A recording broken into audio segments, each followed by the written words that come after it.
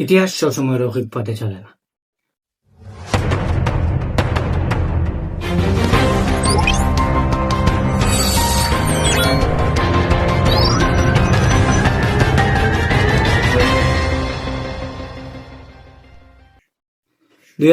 সালের জুলাই মাস আমাদের শিখিয়েছিল কিভাবে ক্যালেন্ডারের পাতা থমকে গিয়ে জন্ম নিতে পারে এক নতুন বাস্তবতা।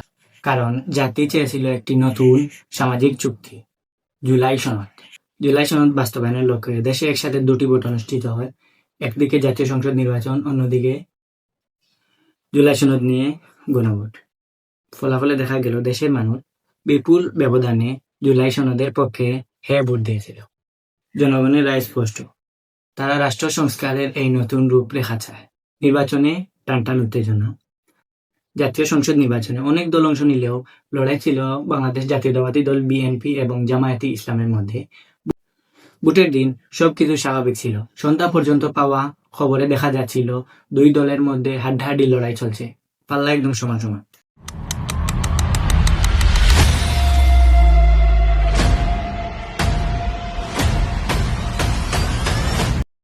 The turning point. কিন্তু রাতে ঘটল এক রহস্যময় ঘটনা। হঠাৎ করেই ভোট গণনা বন্ধ হয়ে গেল।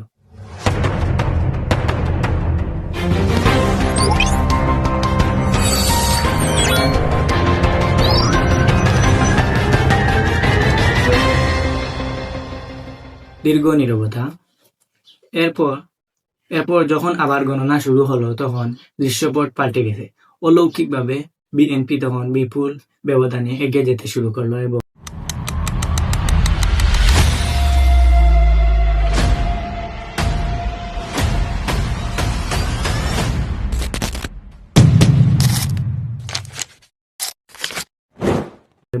শেষ পর্যন্ত তারা একক সংখ্যাগরিষ্ঠতা নিয়ে জয়লাভ করে।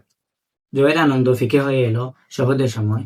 সরকার গঠনের সন্ধিক্ষণে বিএনপি জানিয়ে দিল তারা জুলাই সনদ মানতে নারাজ, যদিও সেটা ডিরেক্টলি বলেনি। তাদের যুক্তি, তারা 1971-এর চেতনাকে প্রাধান্য দিতে চায়।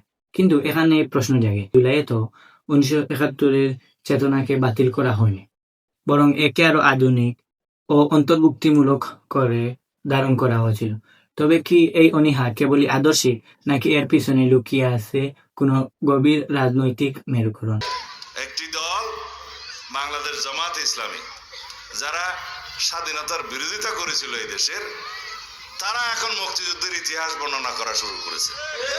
অতীতে বাংলাদেশকে স্বীকার করে নাই, যারা বাংলাদেশের স্বাধীনতাতে বিশ্বাসী করে নাই, এবং ওই সময় কত মানুষ মেরেছে, আমাদের মা বোনদের কতজনের সম্ভ্রমহানি করেছে, কতজনকে পাকিস্তান হানাদার বাহিনীর হাতে আমাদের মা বোনদের তুলে দিয়েছে, সেই হিসাব আমরা ভুলি না। তারপরেও আমরা মনে করি যে রাজনীতি করছেন, রাজনীতি করেন, সিধা রাস্তা। জুলাই সনদ হতে পারত একটি নতুন সূর্যোদয়ের সূচনা, কিন্তু ক্ষমতার অলিন্দে জুলাই সনদ ও 1971-এর চেতনাকে মুখোমুখি দাঁড় করিয়ে দেওয়া হলো। একটি নতুন বাংলাদেশের স্বপ্ন কি অঙ্কুরেই বিনষ্ট হতে চলেছে?